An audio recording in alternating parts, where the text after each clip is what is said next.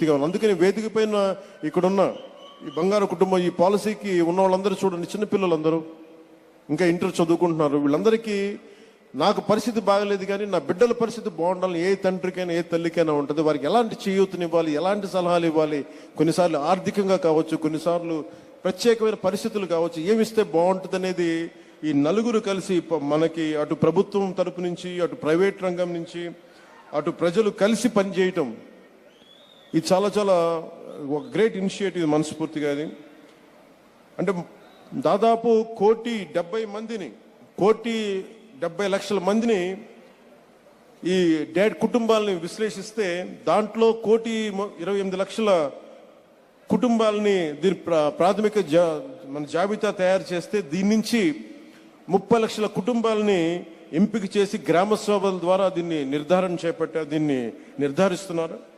అలాగే అన్యాయంగా ఈ పథకాలకు లేకుండా తొలగించబడిన కుటుంబాలను గుర్తించి అన్ని సవరణలు చేసేందుకు ప్రత్యేకంగా ప్రణాళికను రూపొందించారు.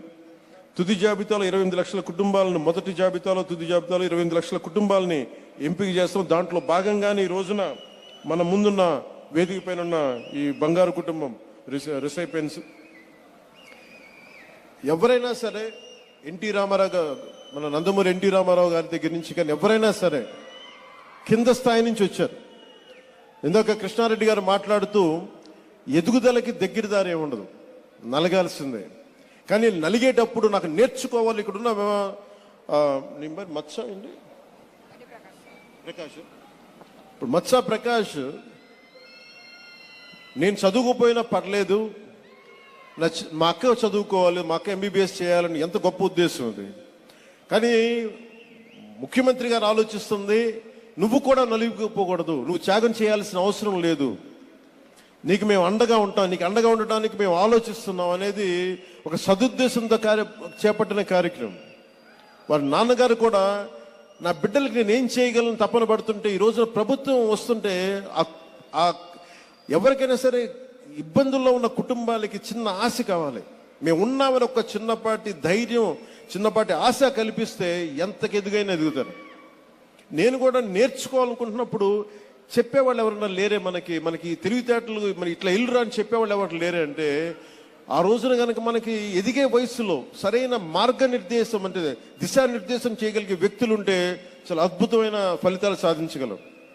గౌరవ ముఖ్యమంత్రి గారు కూడా చాలా చిన్న స్థాయి నుంచి వచ్చిన వ్యక్తి. పదే పదే మాకు క్యాబినెట్ మీటింగ్స్లో చెప్తూ ఉంటారు, మాకు సరైన నీళ్ళ అవకాశాలు ఉండేవి కావు, రోడ్ల అవకాశాలు ఉండేవి కావు.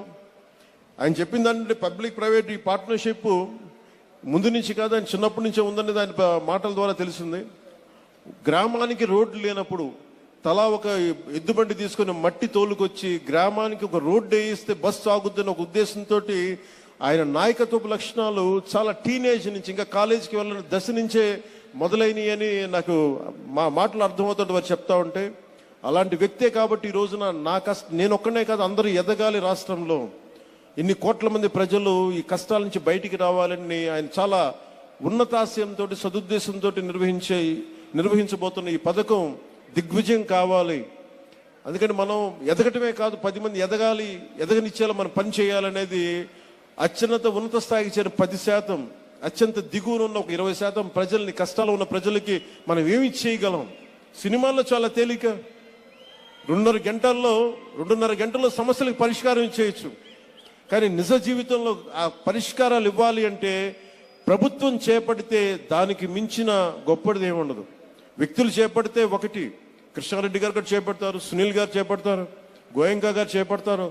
కానీ వ్యక్తులు చేసేది, వ్యాపార సంస్థలు చేసేది ఎంతైనా సరిపోదు ఇన్ని కోట్ల మంది ప్రజలకి. అందుకని ప్రభుత్వం పూనుకుంటే, ఒక విజనరీ లీడర్ పూనుకుంటే ఎంత అద్భుతంగా ఉంటుందనేది ఈ రోజున ఈ పథకం, ఈ P4 కార్యక్రమం చూస్తుంటే, జీరో పవర్టీ కోసం ఇది ఎంత అద్భుతంగా ఉంటుంది భవిష్యత్తులో. దీనికి కావాల్సిందల్లా ఒక విజన్ ఉన్న నాయకులకి మనందరం కూడా అండగా ఉండి ఆ కార్యక్రమాన్ని నిజంగా కనుక ముందుకు మనందరం సమర్థవంతంగా తీసుకెళ్ళగలిగితే, ఈ వేదిక పైన ఉన్న ఇన్ని 28 లక్షల కుటుంబాలు ఎంపిక కాబట్టి 28 లక్షల కుటుంబాలకి ముందు ఒక ఆశ ఉంటుంది, భరోసా ఉంటుంది, అద్భుతంగా ఉంటుంది.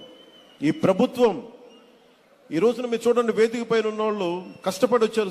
సునీల్ గారు కష్టపడి ఎక్కడో చదువుకొని ఇక్కడ విదేశాలకు వెళ్ళి ఉద్యోగాలు చేసి బ్యాంకర్గా ఉండి మళ్ళీ దాన్ని ఒక స్వతంత్రంగా ఒక గ్రీన్ ఎనర్జీ సంస్థ స్థాపించి నలిగిన వ్యక్తి ఇక్కడ కృష్ణారెడ్డి కూడా గారు అంతే. ఇలాంటి వ్యక్తులు మన ముందున్నారు. ఇలాంటి వ్యక్తుల్ని గత ప్రభుత్వానికి నారా చంద్రబాబు నాయుడు గారి కూటమి ప్రభుత్వానికి తేడా ఏంటంటే, గత ప్రభుత్వం వ్యాపార సంస్థలు వెళ్ళినా ఎంటర్ప్రెన్యూర్స్ వెళ్ళినా వాళ్ళు పెట్టుబడులు పెడతా ఉంటే మాకు వాటాలు ఎంత ఇస్తారని అడిగేవాడు.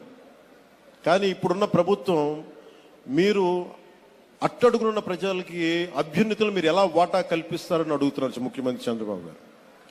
ఆ ప్రభుత్వానికి కూటమి ప్రభుత్వానికి చంద్రబాబు గారి నాయకత్వంలో ఉన్న కూటమి ప్రభుత్వానికి తేడా ఇది.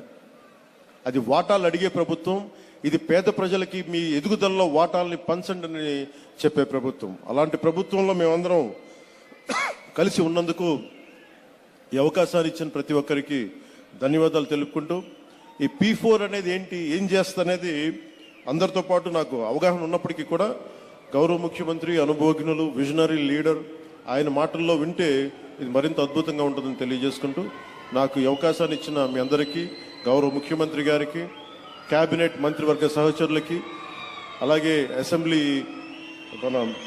మన ఎమ్మెల్యేలకి అందరికీ, ప్రతి ఒక్కరికి పేరు పేరున ధన్యవాదాలు తెలుపుకుంటూ, అలాగే తెలుగుదేశం పార్టీ నాయకులకి, కార్యకర్తలకి, తెలుగు మహిళలకి, బీజేపీ నాయకులకి, బీజేపీ కార్యకర్తలకి, జనసేన నాయకులకి, జనసేన ప్రతి ఒక్కరికి ధన్యవాదాలు తెలుపుకుంటూ సెలవు తీసుకున్నాను. జై ఆంధ్ర, జై భారత్, జై హింద్.